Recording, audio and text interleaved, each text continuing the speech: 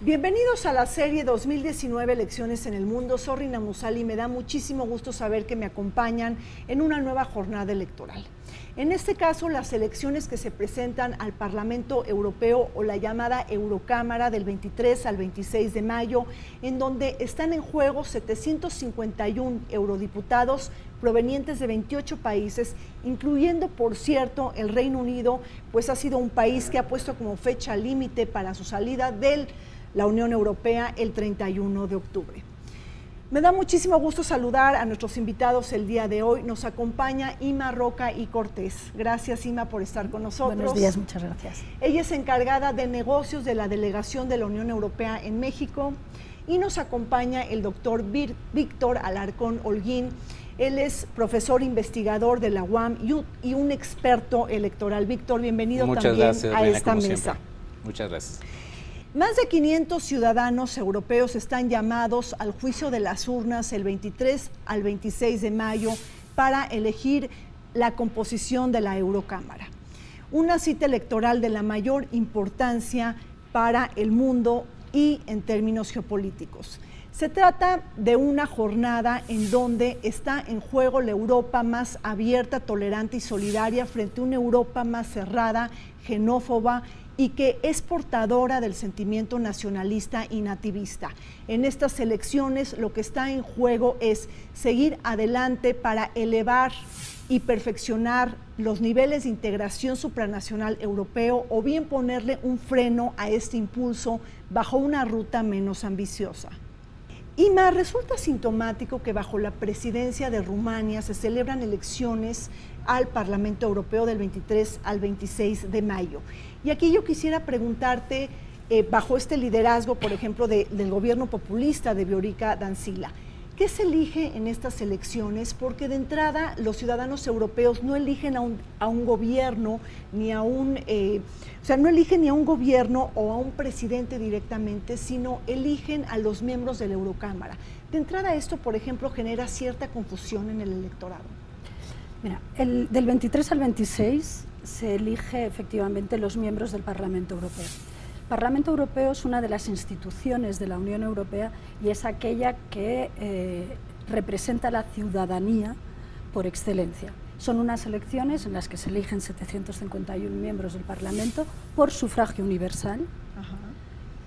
Y este Parlamento, que representa a los ciudadanos europeos en el contexto europeo y tiene las competencias de adopción de la legislación europea, de alguna manera es la validación democrática de unas instituciones, por un lado, por otra aprueba la legislación y el presupuesto de la Unión Europea, que es muy importante, y lo que hace es generar grupos políticos europeos, no nacionales, sino ideológicos europeos, que nombran al presidente de la Comisión Europea y nombran de una manera colegial a todo el colegio de comisarios que de alguna manera definimos como el Ejecutivo Europeo. Es decir, es un legislativo a nivel de toda la Unión Europea que engloba 28 países, como tú decías, puesto que el Reino Unido todavía está entre nosotros. 512 millones están de personas ahí en la Unión Europea y bueno, ahí también el tema de los jóvenes me parece que es importante, los jóvenes que han sido apáticos y un poquito indiferentes, ¿no? Tenemos ahí un dato importante, en el 2014 el 27% de los jóvenes entre 18 y 25 años votaron. ¿Qué está pasando con este segmento de la población frente a las elecciones de la Unión, de la Eurocámara? Bueno, en general las elecciones por tendencia, es decir, las elecciones europeas han venido a la baja. Es decir, el segmento juvenil obviamente es el más sintomático, pero en general, salvo algunos pequeños países como tipo Bélgica, tipo Luxemburgo, que tienen el voto obligatorio, o como Malta, todos los demás países de la Unión Europea en general tienen niveles de participación a veces hasta del 20 y tantos %, es decir, incluido, por ejemplo, los países más novedosos, por llamarlo así, que algunos que fueron de los de la última oleada de ingreso, como fueron los países de la Europa del Este. Entonces, en general, el problema es que el proyecto de la Unión Unión Europea, digamos, electoralmente hablando, pues si bien se remonta hasta el año 52 con la Comunidad Económica del Carbón y el Acero y los 6 miembros fundadores, en general, digamos, estas diversas oleadas en las que se fueron incorporando, digamos, por ejemplo, el caso más notoria es Inglaterra, que llega en los años 70, ¿no? Y que ahora está en proceso de finalmente o no abandonar, pues realmente esto sí se enfrenta a un segmento, digamos, en donde muchos de los países tienen mucha dificultad para ver a una Europa en una misma velocidad. Se habla de que Europa es una Europa a varias velocidades y en este caso muchos de estos países no han encontrado, digamos, dentro de la propia Unión, antes había los fondos de cohesión, bueno, los hay todavía en cuestiones agrarias, en cuestiones industriales, etcétera, pero donde no, obviamente el crecimiento de la Unión como un todo no llega a ser lo suficientemente atractivo, sobre todo para estas personas jóvenes. Es decir, la Unión Europea no es la promesa automática de empleo, no es la promesa automática, digamos, de cohesión cultural, etcétera. Es decir, evidentemente eso también es un caldo de cultivo que se ha incrementado en los últimos tiempos con muchas de estas andanadas populistas. 8 familias políticas dentro de la Eurocámara forman parte de la composición del Parlamento Europeo. Sus dos principales fuerzas han sido el Partido Popular Europeo y la Alianza Progresista de los Socialistas y Demócratas. Es importante comentar que el apoyo a estos dos principales partidos políticos europeos ha decaído de manera importante. En 1999 se le apoyaba a estas dos familias políticas europeas con el 66% del voto nacional, siendo que en el año 2014 cayó al 55% y se espera que en las elecciones del 2019 sea menor al 50%. Bajo estas dos familias políticas parlamentarias también se incluye una serie de diferentes partidos políticos, entre ellos la alianza que está liderando Emmanuel Macron, pero también los partidos políticos euroescépticos que no han logrado conformar una alianza clara y cohesionada. Ahora, efectivamente se eligen, como ya dijo Ima, 751 eurodiputados, pero pensemos un poquito desde el punto de vista del ciudadano europeo. Ellos están eligiendo eurodiputados. ¿Entienden lo que hacen los eurodiputados? Es decir, un eurodiputado debe de defender el interés nacional, el interés local, el interés del partido en la esfera europea. ¿Cómo explicarle, Ima, a la ciudadanía europea la complejidad de estas elecciones para que salgan a votar? Yo creo que es importante aquí tener en cuenta dos cosas. Por un lado, estas elecciones son europeas, sí, pero se implementan a nivel nacional. Es decir, cada país aplica una ley electoral que lo único que dice a nivel global es que es un sistema proporcional, que ha de ser un voto libre, un voto secreto y sin ningún tipo de discriminación. Ajá. Entonces, cada país presenta en principio una lista electoral por partidos políticos al Parlamento Europeo. Por lo tanto, los griegos votan en principio listas de parlamentarios griegos para el Parlamento Europeo, los españoles hacen lo mismo, los británicos, los belgas, los franceses, cada uno lo suyo. Es verdad que en estas elecciones, y como gran novedad, hay algunas listas de partidos que ya incluyen ciudadanos de otros países, pero en principio cada país vota a los que serán los representantes de Dinamarca en el Parlamento Europeo, sobre una base, por lo tanto, de listas de partidos políticos con ideologías partidistas.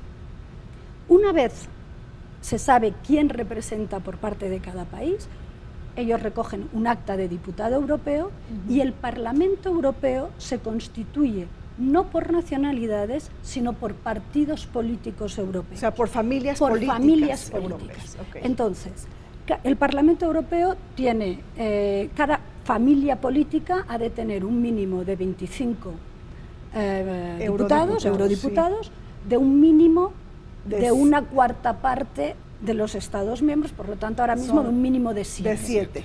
Y ahí exacto, es donde esas diferentes familias políticas se constituyen en grupos. Tenemos el Grupo claro, Popular Europeo, los socialistas europeos, los liberales europeos, verdes, etcétera, etcétera, etcétera. Por lo tanto, la idea aquí es que el europeo, el ciudadano europeo, vota a alguien que tiene cierta proximidad puesto que lo conoce a nivel nacional, pero en una base ideológica para que haya familias políticas ideológicas a nivel europeo. ¿Qué es lo que se vota? Se vota el legislativo europeo, es decir, aquel que hoy, después del Tratado de Lisboa, participa con el Consejo de Ministros en la toma de decisiones, de leyes, de directivas, de reglamentos, es decir, de todas aquellas decisiones que afectan al ciudadano. Ahora, y nombra al presidente de la Comisión. Sí, eso es muy importante. Ahorita vamos a hablar del relevo ejecutivo de la Unión Europea. Ahí hay 5 cargos que están, o 5 asientos que están en disputa. Ahora, tengo entendido, Víctor, que que ningún país puede tener menos de 6 eurodiputados y como máximo 96. Esto depende del tamaño de la población, platican. Sí, bueno, desde luego cuando se empezaron también a hacer estas proyecciones de cómo dividir adecuadamente esta representación, el crecimiento paulatino que tuvo el Parlamento en diversas expansiones, la última precisamente generada con este límite de 151 y previendo la posible salida de Inglaterra, de hecho se había hecho una proyección a 705 diputados, haciendo un ajuste, sobre todo donde se beneficiaban, no solamente, bueno, Alemania, que conserva su número más alto, que es el de 96, pero digamos las otras naciones que regularmente se habían, digamos, manifestado, digamos, tener más representación, como Francia, Italia, ¿no? Por un criterio poblacional, España con un criterio poblacional, paulatinamente pues esta reasignación se hizo proporcional, digamos que eso es una idea muy interesante de cómo asocian población con valor escaño, y entonces los diseños que se han venido haciendo a lo largo de estos 30 o 40 años de elecciones continuas, digamos en este caso estamos cumpliendo 40 con 79, que son las primeras elecciones directas que se celebran al Parlamento, y esta novena legislatura, que es la que entraría ahora en funciones, pues este proceso, digamos, ha tratado de considerar estas situaciones. El hecho mismo de que Inglaterra finalmente no saliera, de todos modos mantiene, digamos, el compromiso, digamos, de que la Eurocámara se integrará en tiempo y en forma, y esto yo creo que es una cuestión muy importante, sobre todo, como bien se señalaba, en la idea de que se mantiene una perspectiva de que estas 28 naciones se integran a una gran confederación, ¿no? Un gran órgano conjunto,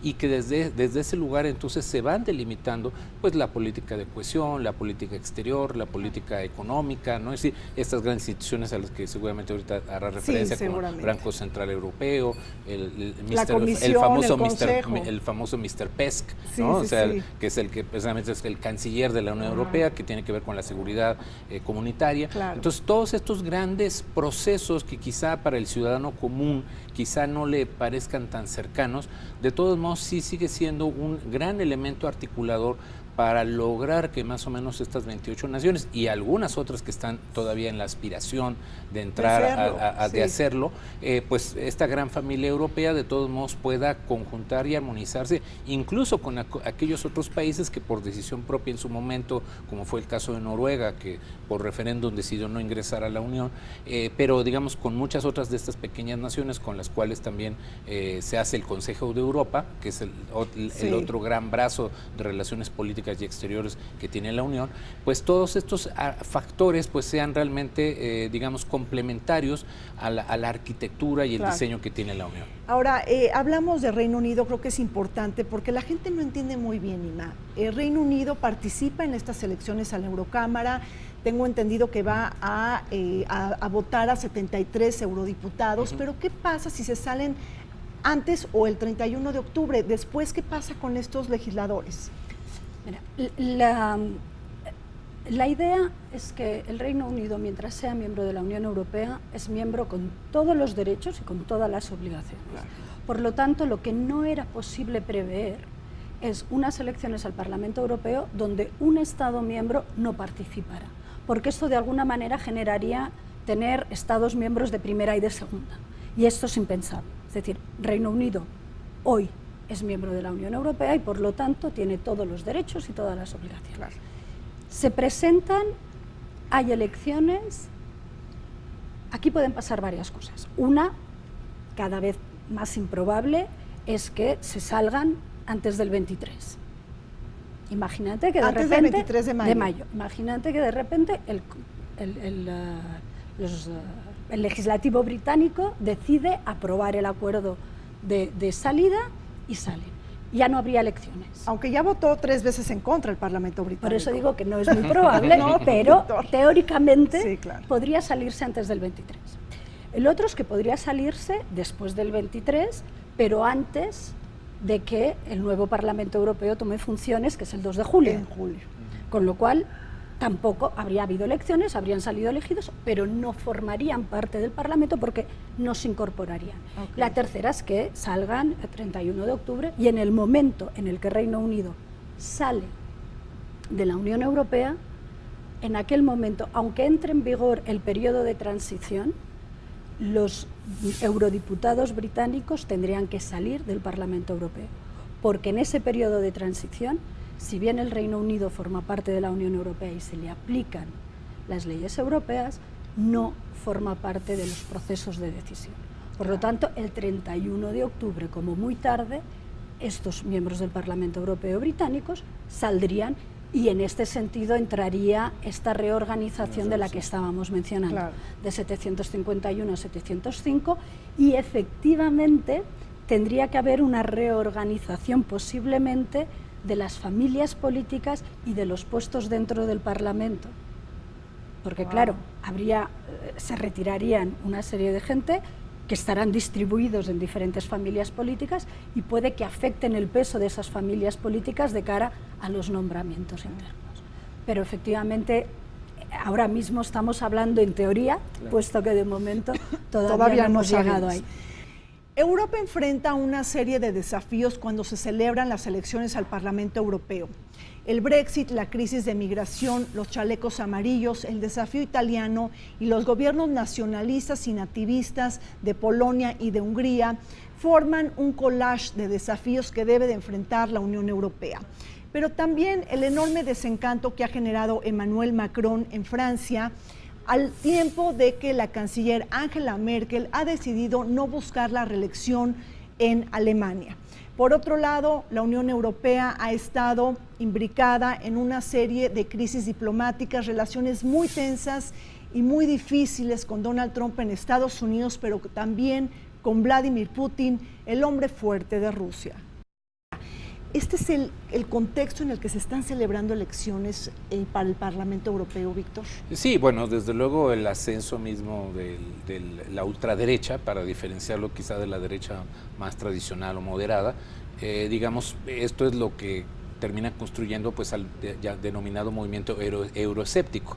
Sí. Y los euroescépticos, digamos, de alguna manera también son una rama de familias al interior, digamos, algunos son muy regionalistas, es decir, aducen una reincorporación a una Europa de las naciones o a una Europa de las regiones, ¿no? Es decir, digamos, una pulverización y una fragmentación donde incluso también hay movimientos secesionistas o autonomistas dentro de este bloque, pero también están estos otros actores, digamos, todavía mucho más, digamos, por llamarlo así, poco racionales desde el punto de vista de generar un rechazo puntual a cualquier otro tipo de incorporación o intervención burocrática que muchas veces ellos han criticado, que la Unión, digamos, genera políticas, digamos, demasiado impositivas desde lo que ellos llaman la burocracia de Estrasburgo o de Bruselas, y entonces eso también digamos, ha señalado un poco a la idea de que se paga una burocracia muy, muy alta, es decir, casi toda esta retórica populista y liberal, ¿no? O sea, porque, y liberal, porque hoy lo que estamos viendo es la transición de democracias liberales a liberales, ¿no?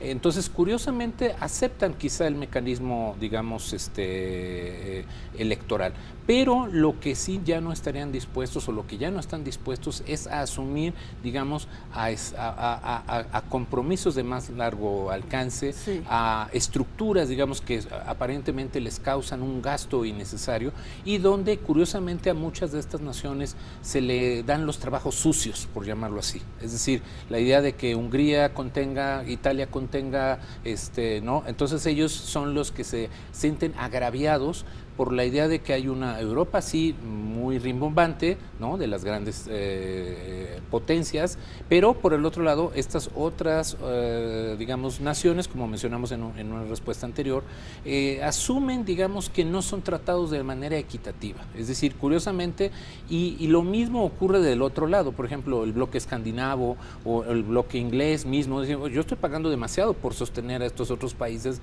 que no me están aportando gran cosa. Es decir, la misma crítica que hay en Alemania o en Francia, es decir, la ultraderecha en ese sentido es un caldo de cultivo que ha aprovechado todas estas críticas y todos estos calumnias, por llamarlo así, o imputaciones, para generar un entorno que obviamente ha sido exitoso, comienza a ser muy exitoso a nivel local, a nivel nacional, pero que ahora en estas elecciones pues vamos a ver realmente qué tanto esto podría ser, digamos, el inicio o no de una Europa mucho más proteccionista y mucho más, digamos, conflictiva en ese sentido. Si me permites, yo creo que aquí tenemos que tener en cuenta también una cosa. Efectivamente es cierto que estas elecciones se dan en un marco de grandes retos para la Unión Europea, pero no son ni las primeras ni serán las últimas que se den en este marco de retos. La Unión Europea es un proceso de integración, es un proceso que nace con una idea muy clara en una coyuntura muy específica posguerras, pero que ha tenido que ir evolucionando con la evolución de la Europa. Hablábamos del desencanto de los jóvenes y yo te diría, no solo es con Europa, es con el status quo. Es decir, tener más abstenciones, estamos llegando a elecciones nacionales con niveles de abstencionismo enormes. Que la juventud se queda más en casa es para las elecciones europeas, para las nacionales y para otras. Es decir, no es un fenómeno que se dé exclusivamente en el marco de la Unión Europea o de las elecciones europeas, sino son fenómenos mucho más amplios. El populismo entre ellos, los nacionalismos entre ellos. Esto por un lado, es decir, es un fenómeno mundial que si vamos mirando a todas las partes del mundo lo vamos encontrando. Totalmente. Y después hay un tema añadido en la Unión Europea y efectivamente es la complejidad del proceso. Es decir, nosotros tenemos un ejecutivo que es ejecutivo a medias, pero los que hemos estudiado ciencias políticas y nos explicaban las diferencias de los tres poderes, no vemos a la Comisión Europea como el ejecutivo tradicional. El Parlamento no es el legislativo tradicional. El Tribunal de Justicia no es el poder jurídico tradicional. Con lo cual hay un elemento de complejidad que hay que explicar. Y ahí en esa complejidad se ha de explicar qué es la Unión Europea, pero también cuál es el entorno en el que se desarrolla. Y tenemos a los ciudadanos europeos, que son los receptores de esta información, tenemos a los Estados miembros, que filtran también parte de esta información, tenemos a las instituciones. Y ahí yo sí efectivamente que te diría que es un esfuerzo que hemos de hacer entre todos. Es decir, yo tengo sobrinos que, a pesar de tener una tía que trabaja en la Unión Europea, realmente saben poco. Y es difícil explicar. Sí, yo creo que ahí es el reto. El tema de la comunicación, ¿no? El tema de cómo explicamos a los ciudadanos que el hecho de que en Europa no se pague roaming para hablar de un país a otro, se lo deben a la Unión Europea. Claro. Y que si tienen playas limpias es porque hay legislación europea.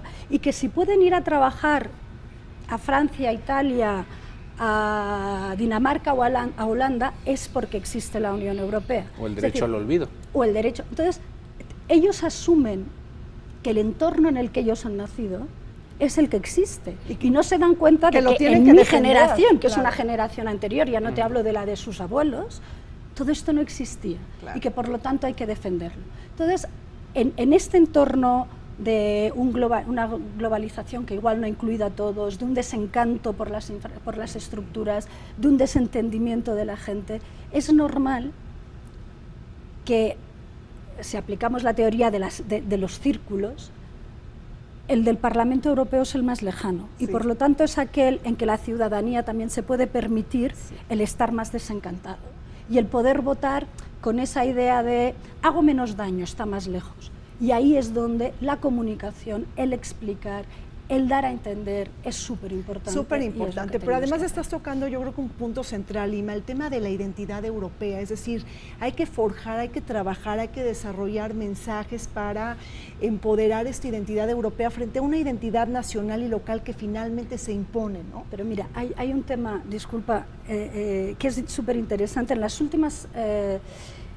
encuestas hay un 10% más de percepción, de sentimiento de europeísmo en la población europea de lo que había en las del Parlamento anterior, es decir, hace 5 años. Por lo tanto, de la misma manera que vemos que aumenta los partidos de extremos, que muchas veces se tocan, sea el extremo que sea, sí, aunque aumente también el desencanto, también hay un aumento, y según las encuestas, de un 10% de la población que se dice sentirse más europea ahora que antes. Entonces, efectivamente, se ha de trabajar en los dos lados y hemos de lograr que este 10% que se siente más europeo vaya a votar. Por supuesto. Porque sabemos que los otros irán. Claro. Ahora, y ahí me parece que es importantísimo, hablas de algunos ejemplos de lo que le ha dado la Unión Europea a los ciudadanos europeos, pero la Unión Europea le ha dado paz al mundo. Digo, tienen el Premio Nobel de Paz en 2012, realmente nos sacan, ¿no? O sea, la Unión Europea ha sido un ente que ha sellado la paz después de 60 años y después de 2 guerras mundiales, Víctor. Ahora, en otras palabras, estamos diciendo que en esta elección se juega la Europa más supranacional, integracionista, abierta, solidaria, tolerante, frente a una Europa más cerrada, proteccionista, nativista y con un credo antiglobalización. Sí, yo creo que uno de los elementos que, como aquí bien se ha expresado, es que Europa tiene un capital político muy poderoso alrededor de los propios padres fundadores de la Unión Europea, ¿no? O sea, pensar en Adenauer, de Gasperi, claro, Blondel, es decir, quizá ese sea un tema interesante de ver que quizá estos jóvenes no tengan una asociación con esta historia de largo trazo. Quizá lo que sí hace falta es tener liderazgos europeos, es decir, hasta ahora, digamos, podríamos decir que quizá la figura que más o menos podría ser convocante o digamos, resonante en este tipo de contexto sería Merkel, ¿no? Pero que resulta demasiado moderada o demasiado conservadora para muchas generaciones jóvenes. Es decir, la defensa de la unidad europea que se ha hecho muy particularmente por algunos de los liderazgos más representativos en este momento dentro de la Unión, resultarían ser ajenos generacionalmente a grupos de edad más cercanos. Entonces creo que ahí ese sí es un reto muy importante que creo que tiene la Unión. Es decir, la Unión tiene una gran arquitectura institucional, tiene un gran peso, como aquí bien se ha señalado, de cómo se han acumulado, digamos, todas las diversas instancias y todos los demás elementos, digamos, que le dan solidez, digamos, tener el euro, por decir algo, la misma idea de tener un Banco Central Europeo, tener un Tribunal de Cuentas, tener un Tribunal de Derechos Humanos, es decir, tener todo un conjunto de legislación ecológica, es decir, curiosamente todos los grandes beneficios, como aquí bien se han señalado, ahorita no tienen un campeón o campeona o campeones diversos, o sea, en plural. Es decir, la idea europea creo que eso es lo que tiene actualmente como déficit, es decir, que en muchos de los países en este momento, quizá muy absorbidos por sus crisis particulares, ahorita no tienes las grandes figuras como las que en un determinado momento lanzaron o pudieron consolidar esta idea al paso del tiempo. Vamos a un corte, cuando regresemos seguiremos conversando sobre la importancia y la relevancia de las elecciones al Parlamento Europeo. No se vayan, sigan con nosotros.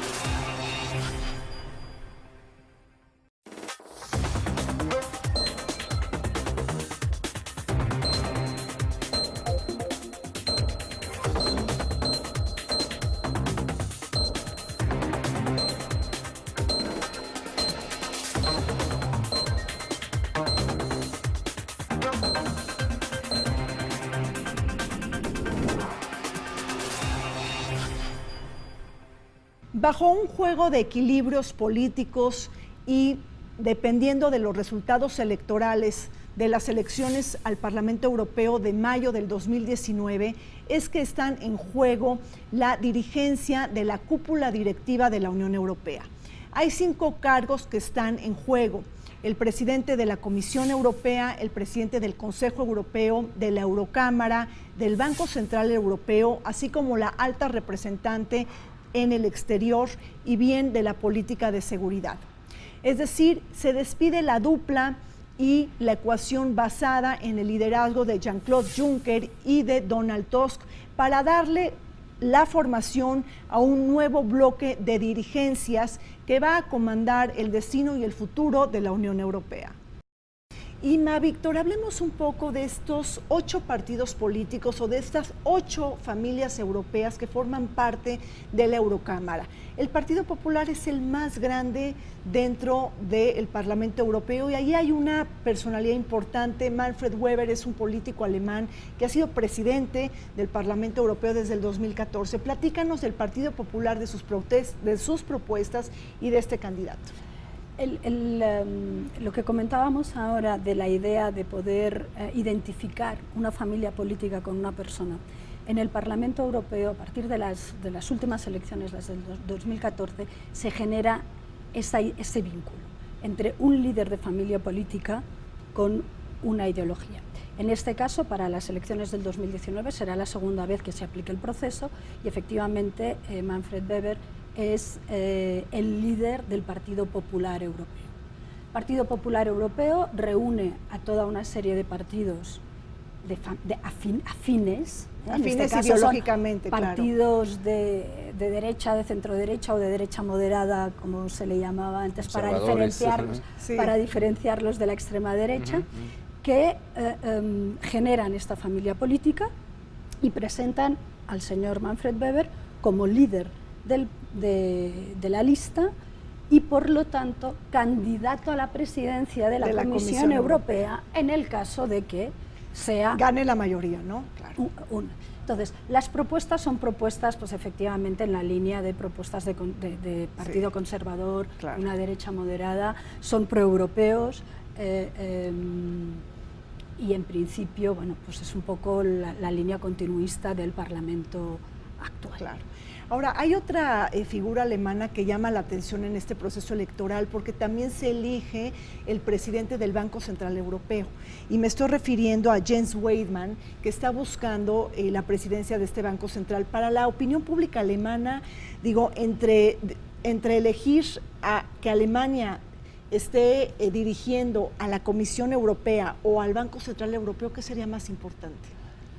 Bueno, desde luego para el conjunto, digamos, de los indicadores y la estabilidad, siempre el Banco Central Europeo es un gran anclaje, ¿no? Es decir, y claro, creo que eso es uno de los grandes atractivos que tiene la Unión, es decir, como lo mencionábamos también hace un momento, claro, la estabilidad del euro, la cohesión que esto genera para poder construir el resto de las políticas sociales, el resto de las políticas económicas de la Unión, pues sin lugar a duda es un gran referente e incluso la fortaleza que precisamente amerita a la Unión tiene por ahí esos grandes elementos de disciplina fiscal, de homologar, digamos, los factores de la tributación que muchas veces los propios europeos tampoco, digamos, visualizan, digamos, y de todos modos los tratamientos específicos con los cuales incluso los países de nueva inserción han sido apoyados precisamente para irse involucrando e irse nivelando con el resto, digamos, de las dinámicas comerciales, financieras. Entonces, sin lugar a dudas, la posición del Banco Central Europeo es fundamental.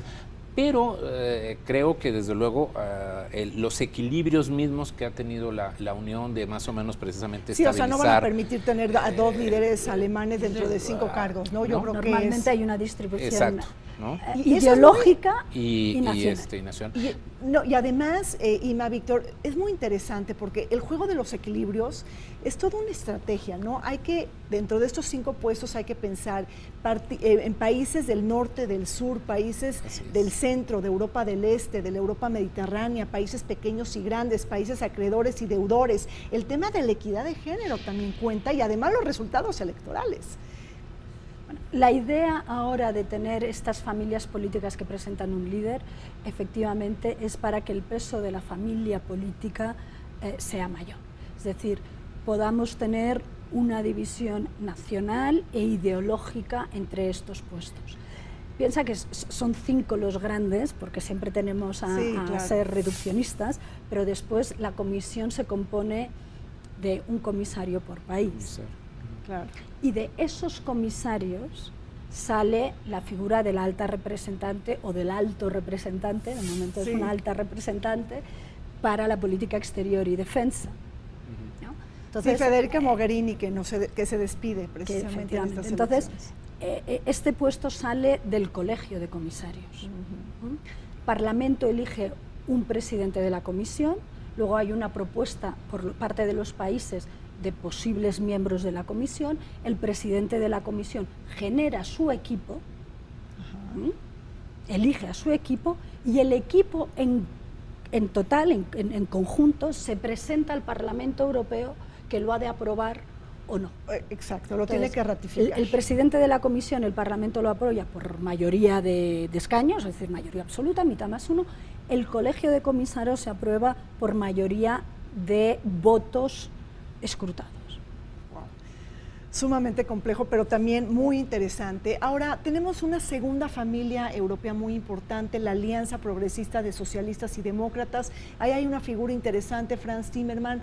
Víctor, coméntanos. Bueno, la alianza, digamos, es la segunda gran familia que incorpora a los partidos socialistas, comúnmente lo que se conoce como Partido Socialista Europeo. Claro. Es decir, la alianza es porque precisamente agrupa, digamos, a partidos que sin insertarse formalmente en el Partido Socialista asumen ir en coalición o asumen ir precisamente en conjunto con este gran partido rector, pero pudiendo conservar ellos su independencia ideológica, y en ese sentido lo que coloquialmente se conoce como el Partido Socialista Europeo, pues desde luego ha sido el gran cohesionador de las políticas socialdemócratas, es decir, su orientación, a diferencia quizá de grupos más de izquierda más extrema, ¿no?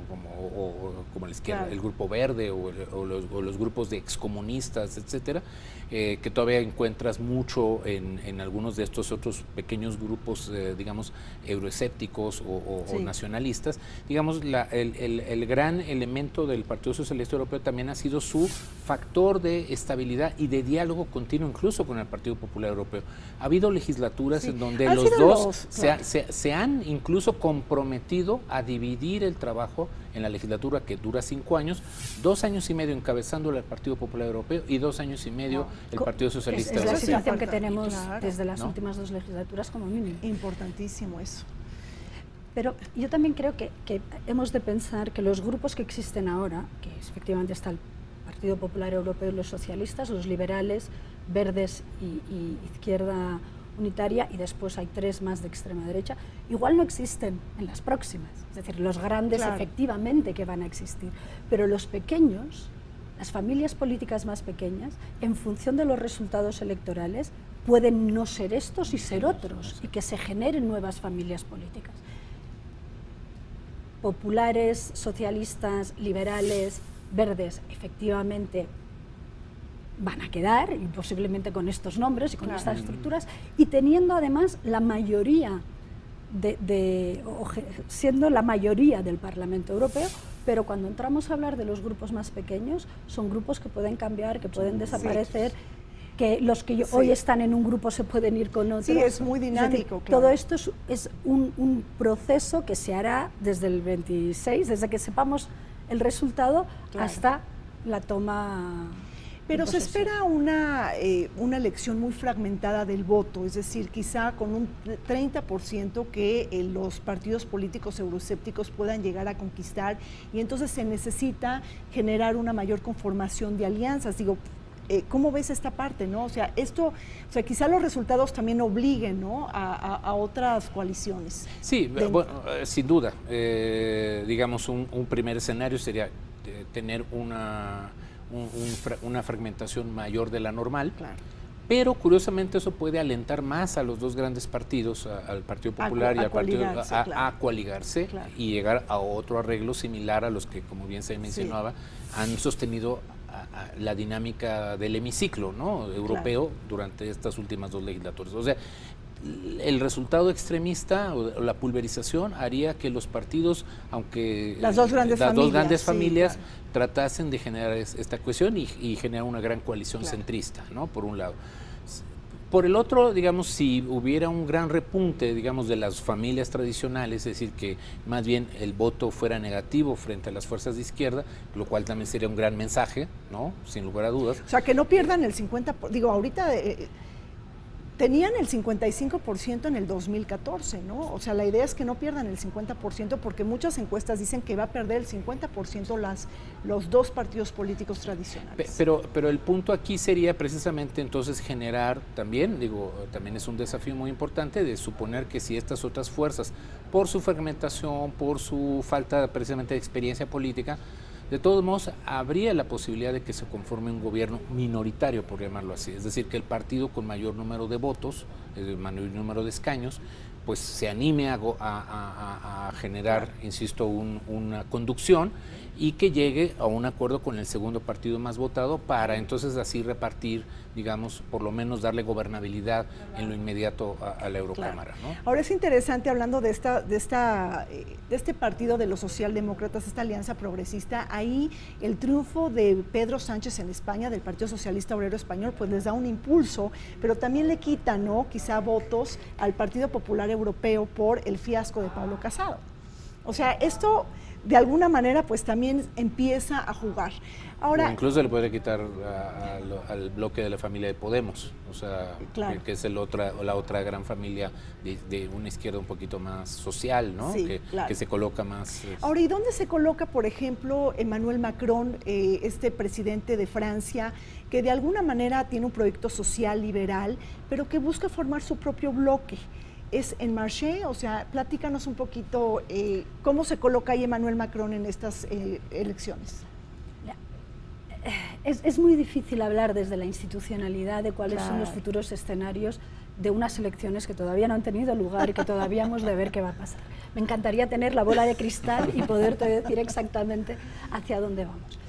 Yo creo que hay un tema que es importante y que también no solo es un proceso europeo, sino que es un proceso mundial, y que esta manera de ver el mundo a través de dos partidos ya no es la realidad. Es decir, pensar que el Parlamento Europeo solo es gobernable si hay un 50% entre dos partidos, igual tampoco es la respuesta. Es decir, que haya 4 streamline, es que no sé cómo decirlo en castellano, pero 4 partidos en vez de 2, ¿por qué no? Claro. ¿Por qué no? Claro. Es decir, y yo creo que lo que está claro es que esa posición pro-europea, pro-integración, pro-reforma de la Unión Europea. Es decir, claro, hay cosas que han de cambiar en la Unión Europea y nos hemos de adaptar a mundos diferentes, a necesidades diferentes, a preocupaciones diferentes, y eso es obvio a nivel europeo y a nivel estatal. Entonces, yo creo que sí que hemos de dejar de ver las composiciones como binomios. Claro. Es decir, puede que no haya Partido Popular y Partido Socialista no tengan una gran mayoría. O sea, quitar las miradas binarias. Efectivamente, ¿no? Efectivamente.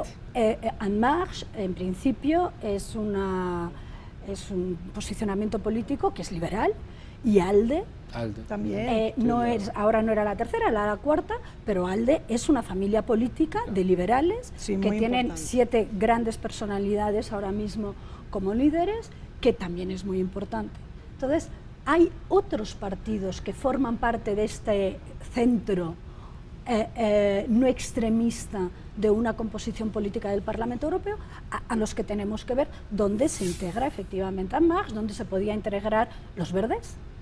Los verdes hoy en día, según encuestas, están subiendo muchísimo. De manera muy importante. Esto podría generar que en vez de estar con la Gauche Unitaire, de repente digan hacemos un grupo aparte. Es decir, por eso es tan complicado pensar ahora en una composición determinada. Yo lo que sí te diría es que yo no creo que sea una composición binaria.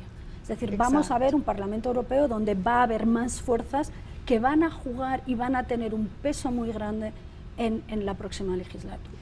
Ahora, y el tema del ascenso de los populismos, Víctor, ¿cómo lo estás mirando? Sabemos que hubo una cumbre en Milán importante, Matteo Salvini está apoyando el movimiento que está siendo patrocinado y asesorado por Steve Bannon. Steve Bannon es el autor intelectual del fenómeno Trump. Y bueno, vemos ahí que también un abogado belga, que es Michel Modrikamen, amigo de Nigel Farage del UKIP en Reino Unido, pues se les presentó a Steve Bannon y de alguna manera siguen adelante con esta propuesta, pero no se le han unido todos los partidos políticos de extrema derecha o euroescépticos.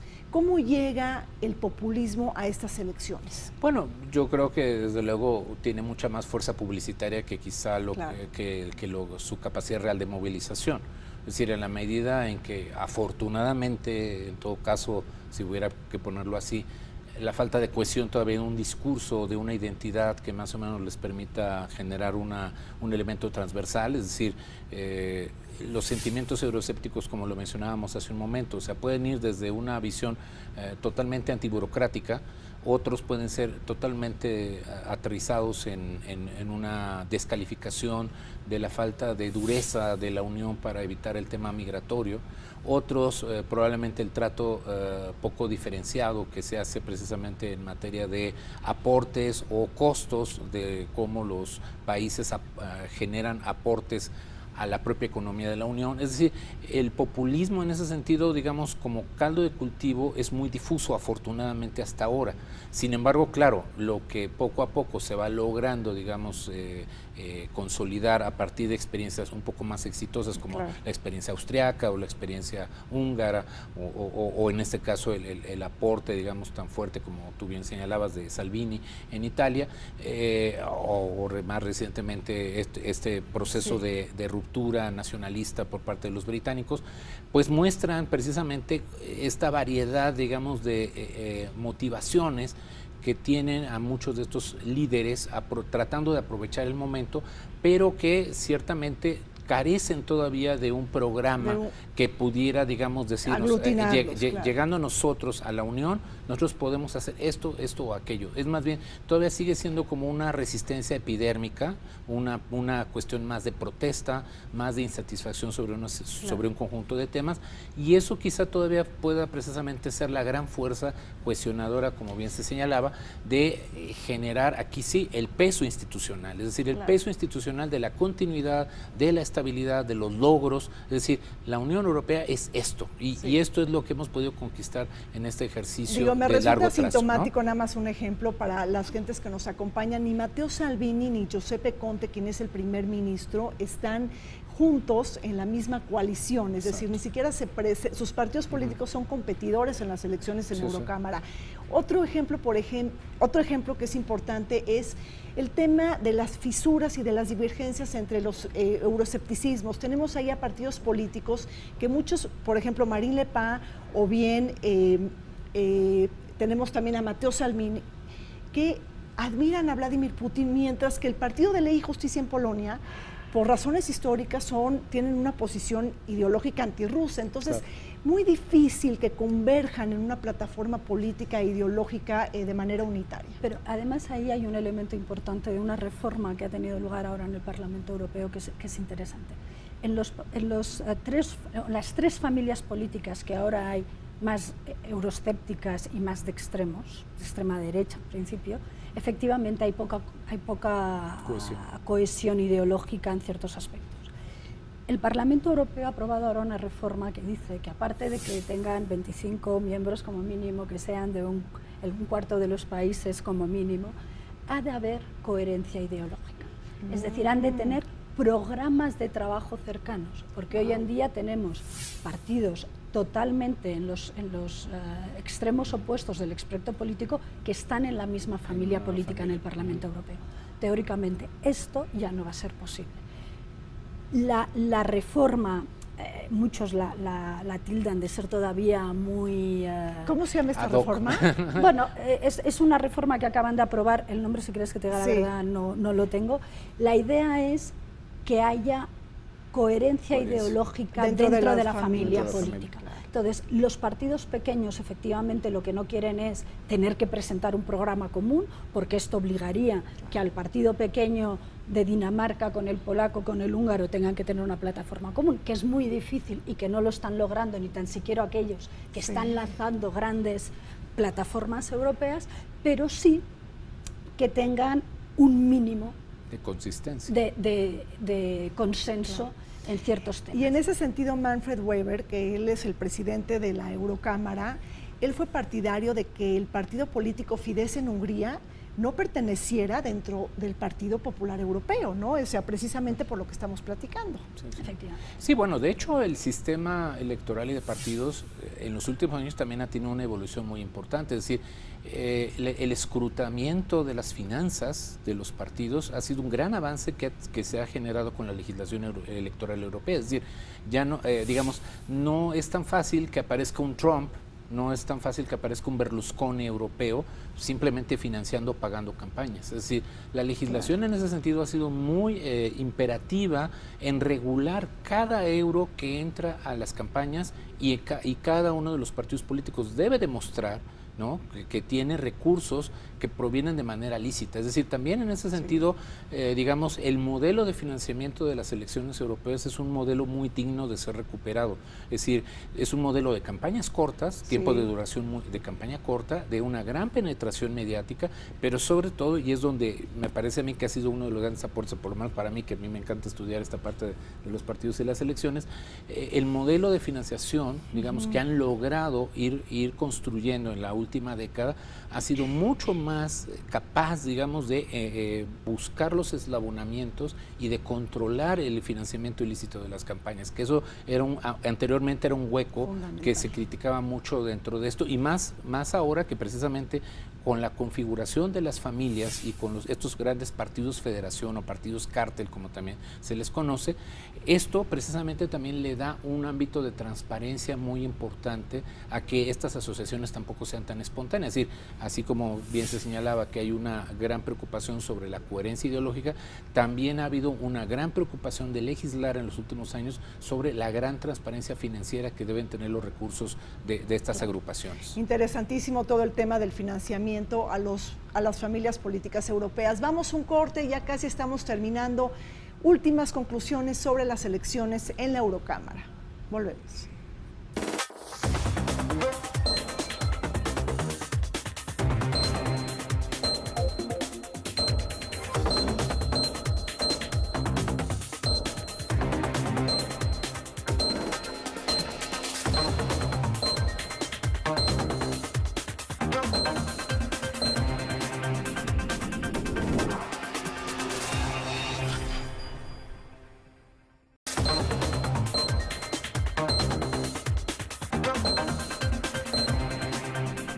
De manera simultánea a la celebración de las elecciones al Parlamento Europeo, se celebran elecciones en Bélgica el 26 de mayo. Una jornada interesante que debemos de mirar con toda atención. Recordemos que en 2018 se da la renuncia del primer ministro Charles Michel debido al apoyo que le dio al pacto de migración impulsado por Naciones Unidas, lo que provocó que miembros del Partido Independentista Flamenco le retiraran su apoyo en la coalición.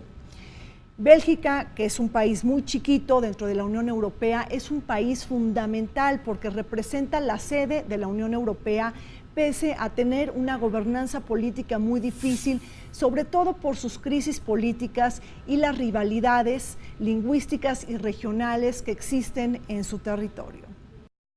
Ima, en este momento la zona del euro disfruta de perspectivas económicas mucho más entusiastas dentro de la Unión Europea, hay mejores cifras en materia de crecimiento, de empleo, de inversión, y esto de alguna manera genera un mayor entusiasmo dentro de los votantes europeos. ¿Cómo puede influenciar este voto del bolsillo en un momento de elecciones?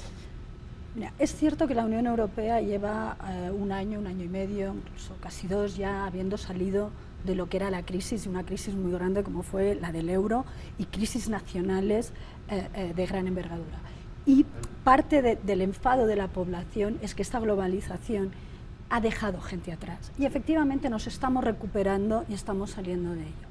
Yo creo que esto tiene, efectivamente, de un lado, permite que se vuelva a confiar más en los partidos políticos más establecidos.